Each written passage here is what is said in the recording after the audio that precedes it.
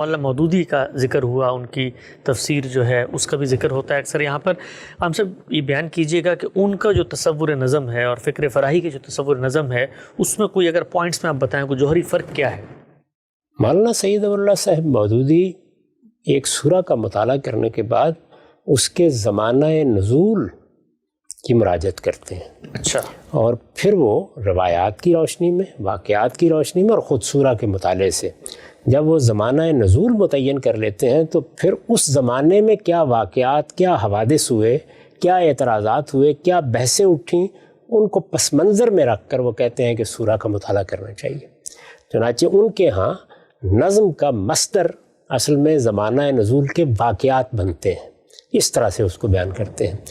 ہمارے ہاں یا مدرسہ فراہی میں آپ ہر حال میں زبان کے اصولوں سے آگے بڑھتے ہیں. یعنی ہم کیا کریں گے، ہم لفظ سے اسی طریقے سے لفظ کا دامن پکڑ کر چلیں گے.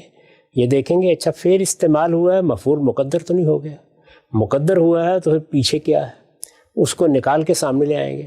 لفظ پر الف لام آ گیا ہے تو اس میں کوئی عہد ہے، یہ کوئی جنس کی چیز ہے.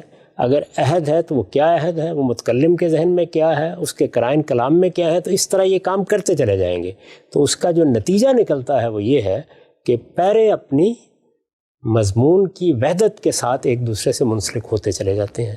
تو گویا یہاں یہ ہے کہ آپ کسی چیز کو پیچھے رکھ کر غور نہیں کر رہے ہوتے، بلکہ آپ کلام کے اندر اتر جاتے ہیں اور پھر اس کا دامن پکڑ کر چلتے چلے جاتے ہیں. جو نتیجہ نکلتا ہے وہ نظم ہوتا ہے. یہ آخری سوال میں آپ کی چھوٹا سا خدمت میں رکھتا ہوں. انہوں نے پوچھا ہے کہ آپ کے خیال میں اس کی کیا وجہ ہے کہ مولانا امین احسن اصلاحی اور مولانا مودودی صاحب کے ترجمے جب تفسیر سے الگ کر کے شائع ہوئے تو دونوں میں جو مجموعی نظم سے متعلق تمہیدی پیراگراف ہے جو بالعموم ان کی تفسیروں میں نظر آتا ہے ان کو الگ کر دیا گیا؟ کیا ترجمے جو لوگ نظم کی رعایت سے قرآن مجید کو سمجھ رہے ہوتے ہیں، سورہ کی جو وہ پورا کا پورا ایک سینٹرل آئیڈیا بتاتے ہیں، اس کو آنا چاہیے ترجموں میں بھی؟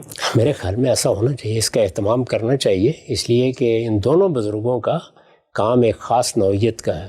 میں نے تو اس کا اہتمام کیا ہے کہ اپنا ترجمہ شائع کرنے کے لیے خاص طور پہ پابند کیا کہ اس میں صورتوں کا تعارف، ابواب کا تعارف ہر حال میں ہونا چاہیے. ٹھیک، نقطہ واضح ہو گیا. ہم سب